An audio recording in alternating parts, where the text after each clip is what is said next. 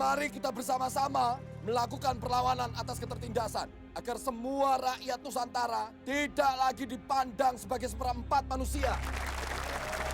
Ada 30.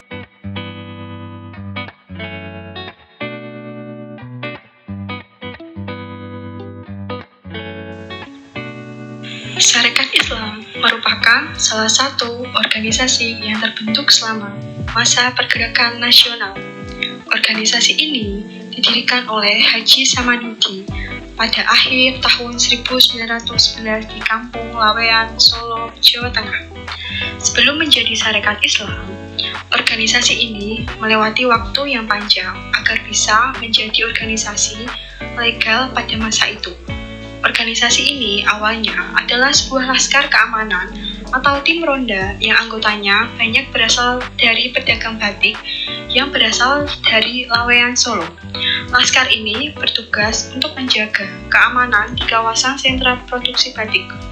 Organisasi ini awalnya didirikan untuk melawan dominasi dari para pedagang keturunan Tionghoa yang berada di Solo yang memiliki nama Kong Sing.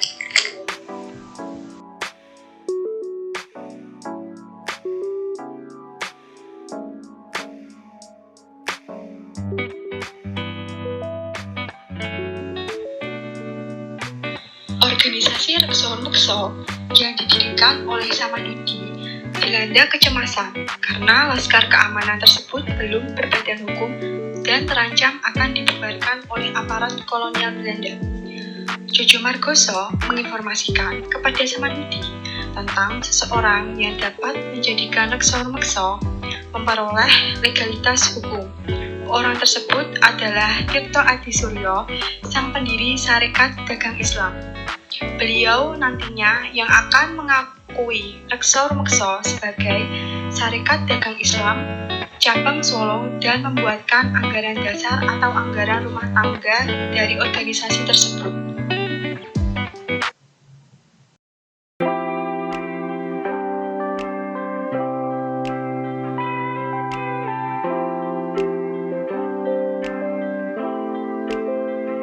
Pada tahun 1911, Rekso-Mekso akhirnya resmi beralih menjadi SDI Cabang Solo dengan anggaran dasar atau anggaran rumah tangga yang ditekan langsung oleh Tirto Adisuryo.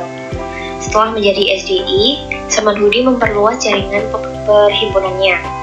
Setelah SDI Cabang Solo yang semakin banyak anggotanya dan pengaruhnya, membuat Samanhudi ingin melepaskan pengaruh dan bayang-bayang Tirto Adisuryo.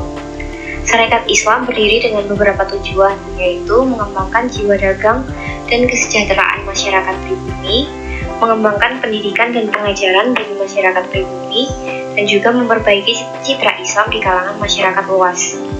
Samanhudi juga mengklaim bahwa SDI Cabang Solo adalah gagasan dan proyek yang berasal dari dirinya sendiri. Hal tersebut yang membuat relasinya dengan Tirto kian memburuk. Hingga akhirnya Samanhudi dan Tirto benar-benar pecah kongsi. Samanhudi yang sadar diri kurang cakap dalam mengelola organisasi akhirnya menghubungi Cokro Aminoto yang tinggal di Surabaya untuk dipanggil ke Solo dan merumuskan ulang anggaran dasar atau anggaran rumah tangga rumusan Tirto Adisuryo.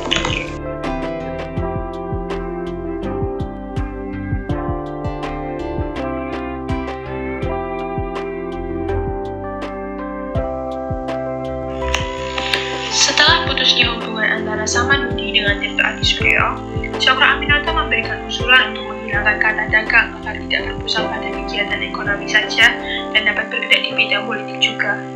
Kemudian, yang awalnya bernama Sarekat Dagang Islam akhirnya berganti nama menjadi Sarekat Islam atau SI. Setelah diganti nama menjadi SI dan berada di bawah pimpinan Cokro Aminoto, SI melesat tajam pada kala itu, sampai-sampai organisasi Budi Utomo iri dengan melesatnya SI.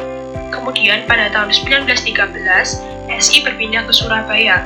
Kesuksesan Cokro Aminoto yang ada karena jaringan yang dimilikinya ini, Cokro Aminoto kemudian mengambil alih kendali SI dari Samanhudi. Dan pada saat Kongres SI kedua di Yogyakarta, Samanhudi kemudian benar-benar disingkirkan dari kursi kepengurusan pusat SI dan hanya mengisi kursi jabatan tanpa kewenangan sebagai ketua kehormatan.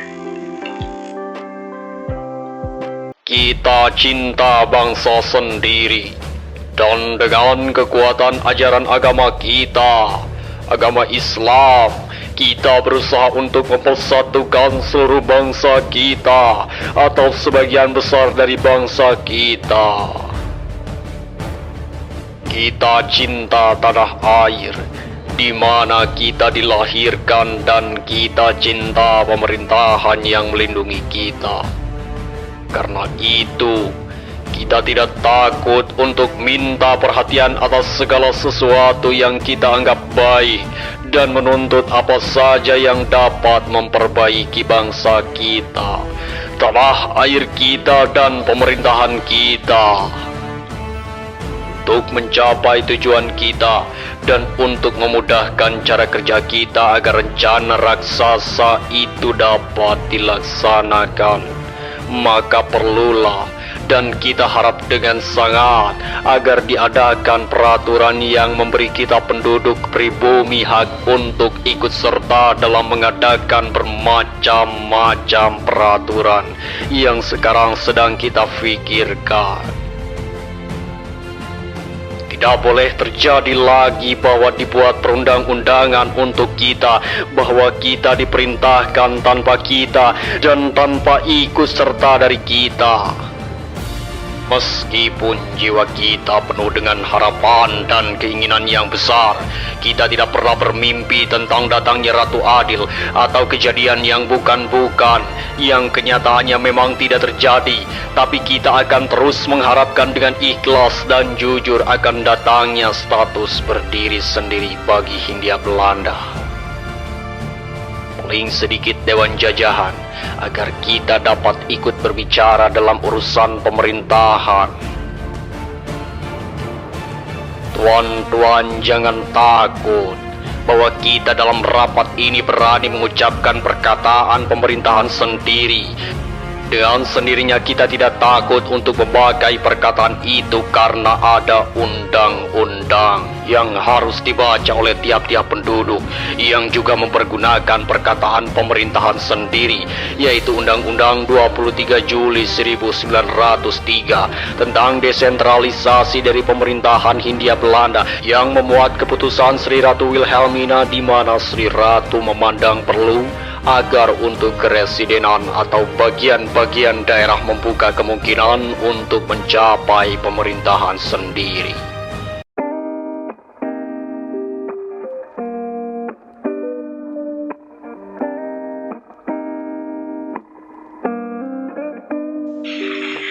Syarikat Islam terkena pengaruh komunis karena disebarluaskan oleh Haji M.M. Snelgrip dengan organisasinya yang bernama ISDW.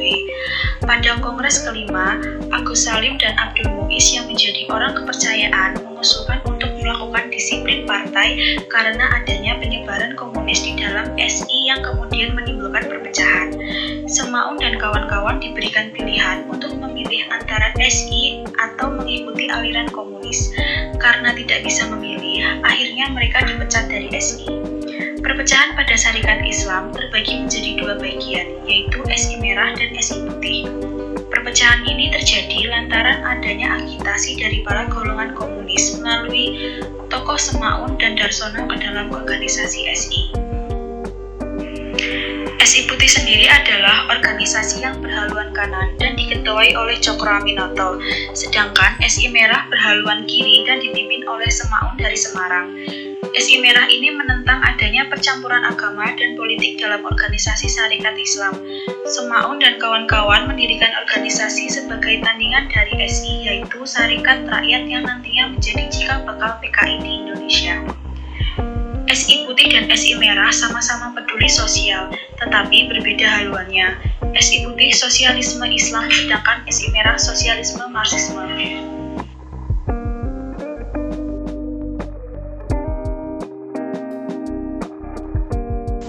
Kemunduran itu terjadi akibat perpecahan di dalam Syarikat Islam itu sendiri. Syarikat Islam terpecah menjadi dua, yaitu SI Putih dan SI Merah. Cokro Aminoto juga tidak dapat menyatukan kembali kedua kubu tersebut menjadi Syarikat Islam yang utuh dan satu, hingga akhir masa jabatannya. Selepas meninggalnya Cokro Aminoto, tidak ada yang bisa menggantikan beliau menjadi pemimpin. dikarenakan kurang cakapnya anggota yang lain. Serta terjadi perebutan kekuasaan pada saat itu dan terjadi perpecahan internal di dalam SI. Sejak tahun 1929, SI mulai mengalami kemunduran.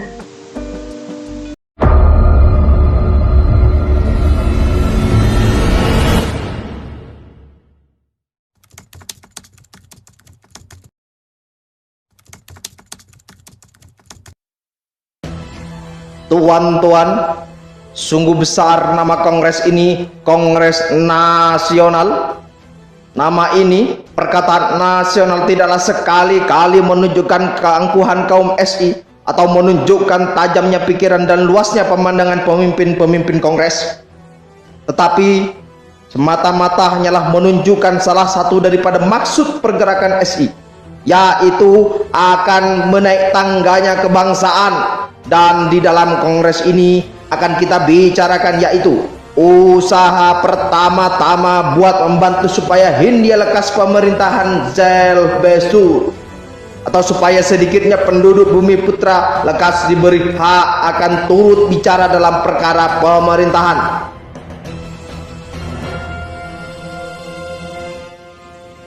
Orang semakin lama semakin merasakan bahwa tidak pantas lagi Hindia diperintah oleh negeri Belanda, bagaikan tuan tanah yang menguasai tanah-tanahnya, tidak pada tempatnya menganggap Hindia sebagai seekor sapi perahan yang hanya diberi makan demi susunya.